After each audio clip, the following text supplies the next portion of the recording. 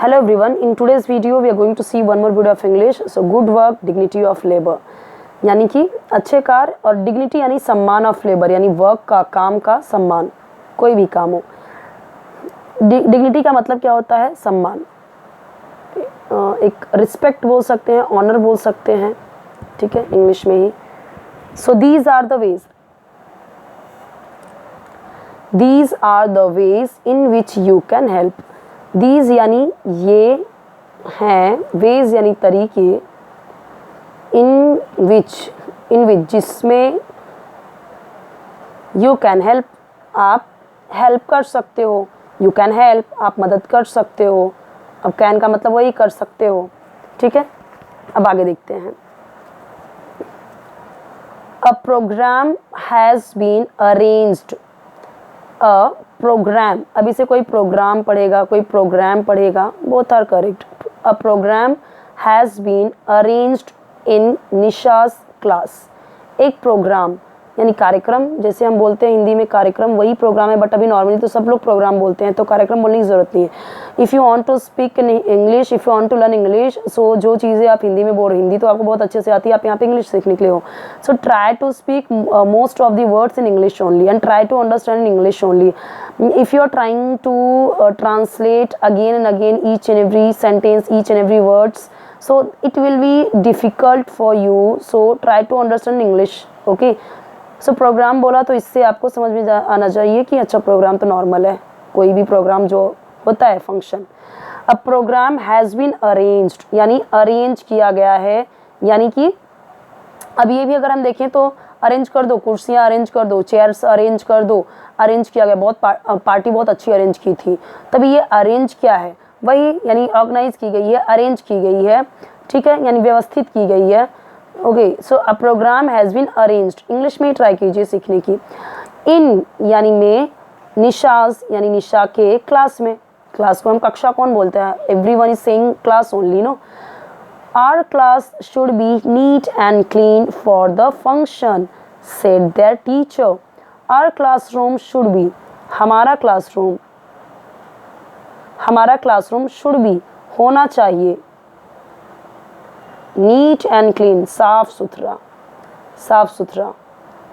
For यानी के लिए, द फंक्शन किसके लिए? फंक्शन के लिए, said their teacher उनके टीचर ने कहा। किसके टीचर? बच्चों के, निशा के क्लास के, इसलिए देयर यूज हुआ है। Nisha, John, Suman, Ismail and some other. And यानी पता ही आपको कि और, सम यानी कुछ, दूसरे, चिल्ड्रन यानी बच्चे, डिसाइड करते हैं यानी निर्णय करते हैं, निर्णय लेते हैं, टू क्लीन साफ करने का, क्लासरूम यानी ये सारे बच्चे और कुछ और बच्चे डिसाइड करते हैं क्लासरूम क्लीन करने का। इंग्लिश में ही बोल दिया डिसाइड, ये क्लीन, क्लासरूम, ओके। कई सारे वर्ड्स हमने इंग्लिश में ही बोल दिए।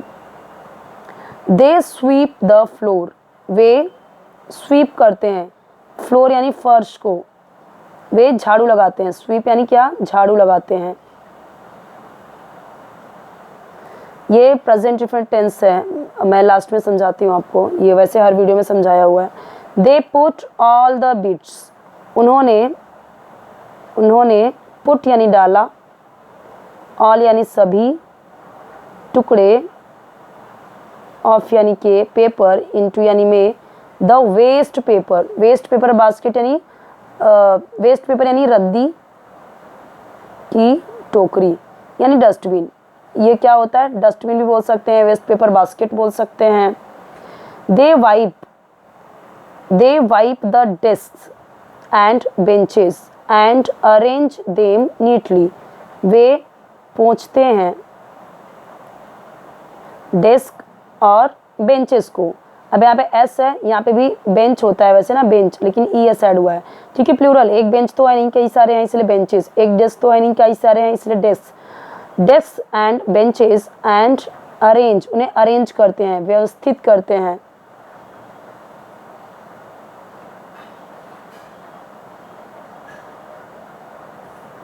नीटली यानी तरीके से या करीने से या अच्छे से।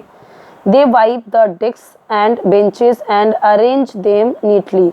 वे डेस्क एंड बेंच को वाइप करते हैं, पोंछते हैं और उन्हें नीटली अरेंज करते हैं। They clean the black board. Way clean करते हैं, साफ करते हैं द ब्लैक बोर्ड एंड और द विंडोज यानी खिड़कियों को। They wipe the leaves of the potted plant kept in the corner of the room. वे पोंछते हैं leaves यानी पत्तियों को of the potted plant. Potted plant क्या है? जो लगाए गए पौधे। potted यानी लगाए गए पौधे को, kept यानी रखा गया या रखे, इन द कॉर्नर, इन यानी में, कॉर्नर यानी कोने, ऑफ यानी के, द रूम यानी रूम। अब यहाँ पे देखिए ध्यान से, they sweep, they put, they wipe, they clean, they wipe, हम देख रहे हैं ये सारी चीज़ें। अब यहाँ पे ये सारे प्लूरल्स थे, इसलिए डिसाइड कौन सा टेंस है, कौन सा टेंस हमें दिख रहा है, वही सेम सेंटेंस जो हम बार बार देखते हैं, same tense present infinite tense जो मैंने हर बार समझाया है। Your subject, if your subjects are he, she, it singular, then हम क्या करेंगे, वर्ब में एस या ई एस ऐड करेंगे। वो हमने इधर देखा था सब। देखिए सब्जेक्ट है तो वर्ब में एस या ई एस ऐड किया हुआ है, ठीक है। और अगर आपका सब्जेक्ट है आई, वी, यू, दे प्लूरल, तो हम वर्ब में एस या ई एस ऐड नहीं करेंगे, लेकिन ता है, ते हैं, ती हैं का ही सेंस बनाएगा वो भी, ठीक है। तो वो हमने देखा कि जब यहाँ पे सब जगह दे था और यहाँ पे जब ये प्लूरल था, प्लूरल यानी बहुवचन, कई सारे हैं ना, एक से ज़्यादा है, तो इसीलिए भी हमने यहाँ पे डिसाइड्स नहीं किया। अगर सिर्फ एक होती निशा, डिसाइड्स, लेकिन जब दो आ गए निशा एंड जॉन तो डिसाइड होगा, वर्ब में एस या एस ऐड नहीं होगा। ये रूल है प्रेजेंट इंडेफिनिट टेंस का, जो हमने हर बार हर वीडियो में देखा है। अब यहाँ पे हमने देखा था कि ये सारे Faiz goes and Rani wastes, Suresh washes, Tina refuses, Harry forgets, ये सब हम क्या देख रहे हैं, वर्ब में एस या एस ऐड हो रहा है। ओके, सो ये यहाँ पे इसका रूल है प्रेजेंट इंडेफिनिट टेंस का। आई होप कि आपको समझ में आया। ये इसका स्क्रीनशॉट ले लीजिए, बहुत सारी वीडियोस ऑलरेडी अपलोडेड है, प्लेलिस्ट में चेक कीजिए, कई सारे आपको वीडियोस मिल जाएंगे, जो आपको हेल्पफुल लगे वो देखिए। यकीन मानिए 1 या 2 वीडियो अगर आप डेली देख रहे हैं तो आपकी इंग्लिश ऑटोमेटिकली इम्प्रूव हो जाएगी।